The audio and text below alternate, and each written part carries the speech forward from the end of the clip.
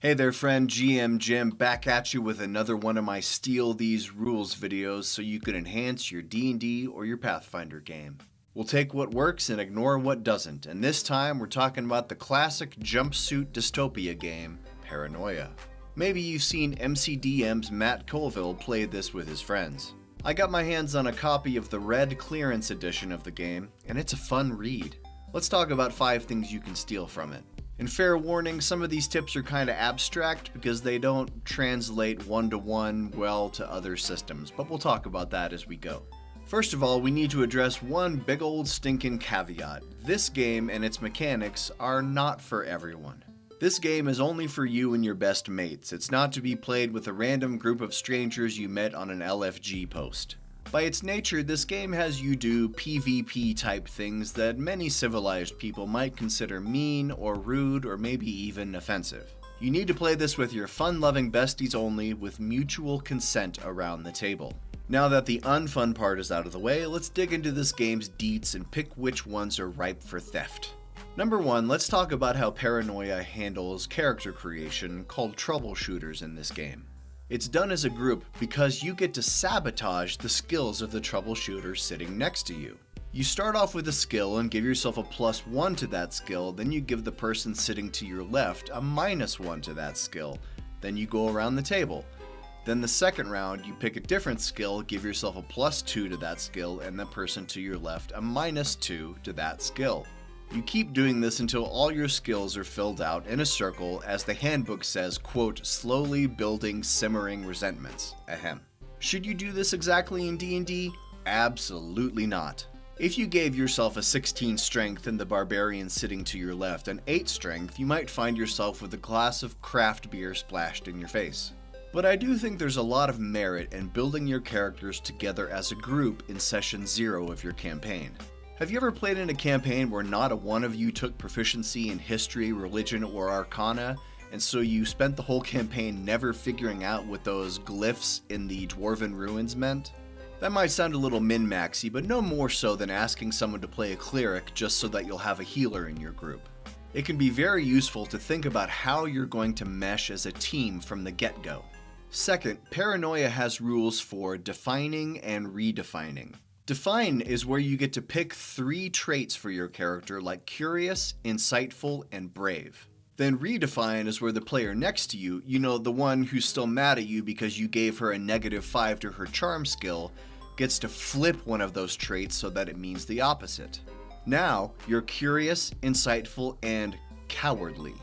Should you do this in your D&D game? Absolutely not.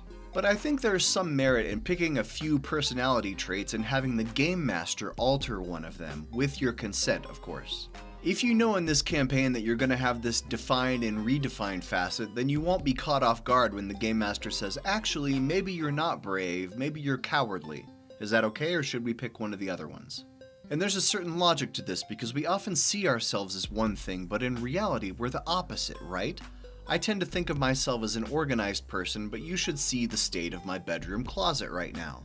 And this gives the player a unique way to roleplay this disparity between how they see themselves and how the rest of the world would see that character. Again, this is something that both the player and the game master would need to agree to beforehand. Next, let's talk about secret societies. These are basically what most games would call factions, and they're not unique to Paranoia. But I haven't talked about them yet in any of these Steal videos, so let's do that here. Factions or secret societies give players more perspective on the world, especially if the PCs join differing factions that have differing views on that world.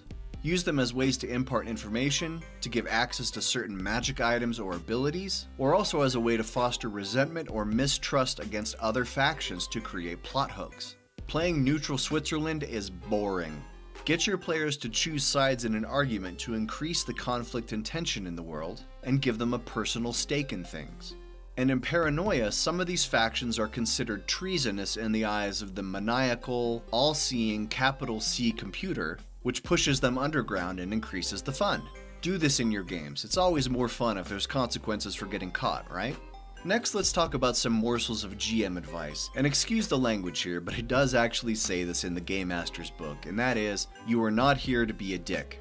This is great advice for Paranoia because the GM plays the part of the computer, which is always looking for ways to label the troubleshooters as treasonous and condemn their actions.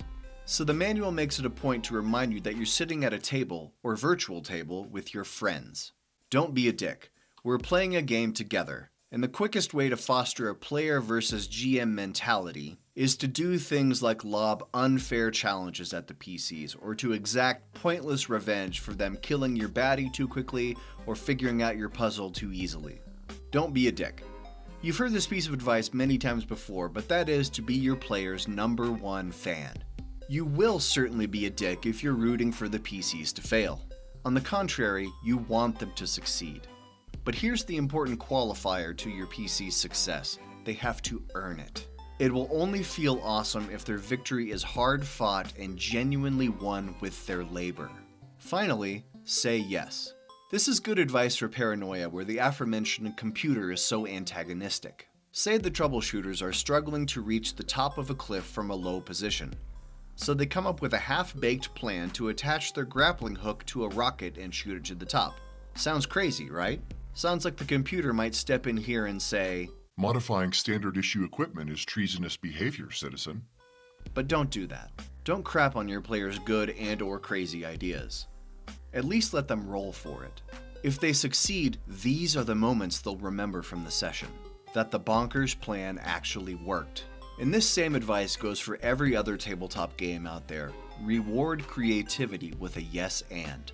If logic or physics get in the way of fun, you can usually toss reason right out the window and go with what will make everyone smile and high-five. Basically, this is the heart of that rule of cool we've heard about so many times. So that's 5 rules to steal from Paranoia, and I urge you to do so with care and empathy. And also, definitely pick up your own copy of this game because the rulebooks are legit funny. I actually lolled more than once while I was reading through them. Check out the link below in the description if you're interested. And since I have you watched my other Steal These Rules videos? Why not? Ignoring YouTube requests is treasonous behavior, citizen. Do you need to be assigned to a happiness center for attitude readjustment? What's your security clearance level? Anyway, this is GM Jim. Now go out there and have fun.